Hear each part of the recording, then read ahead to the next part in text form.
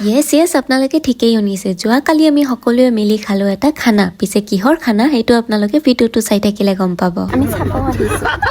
আমি চাব আহিছো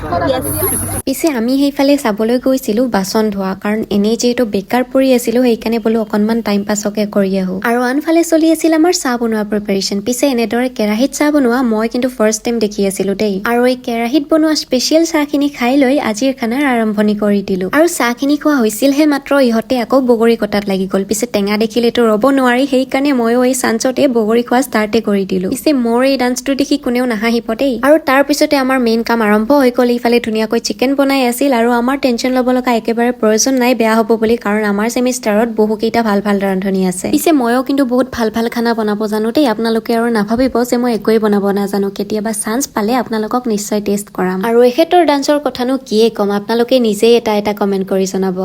বাৰু যি কি নহওক এইফালে এতিয়া আমি সববিলাকে খানা খাবলৈ বহিলো পিছে আধা মানুহে খানা খাব আৰু আধা মানুহে সাৰ্ভ কৰিব আৰু আমি প্ৰথমবাৰতে খাবলৈ বহি গলো আৰু সঁচা কথা ক'বলৈ গ'লে খানা কিন্তু বিৰাটেই টেষ্টি হৈছিল যি কেইজনে বনাইছে সঁচাকে মাষ্টাৰ চেফ কিন্তু আৰু আমাৰ খোৱা হোৱাৰ পিছত সেকেন্ড বেচটো খাবলৈ বহিল পিছে এইফালে চাওকচোন খোৱা মানুহতকৈ চোৱা মানুহৰ সংখ্যাহে বেছি বাৰু যি কি নহওক খাই লৈ হোৱাৰ পিছত সকলোবিলাকে এতিয়া ফটো উঠাত ব্যস্ত আৰু আমিও কিছুমান ফটো চটো উঠি ললো বাৰু আজিৰ ভিডিঅ'টো এইখিনিতে শেষ কৰিছো বাই বাই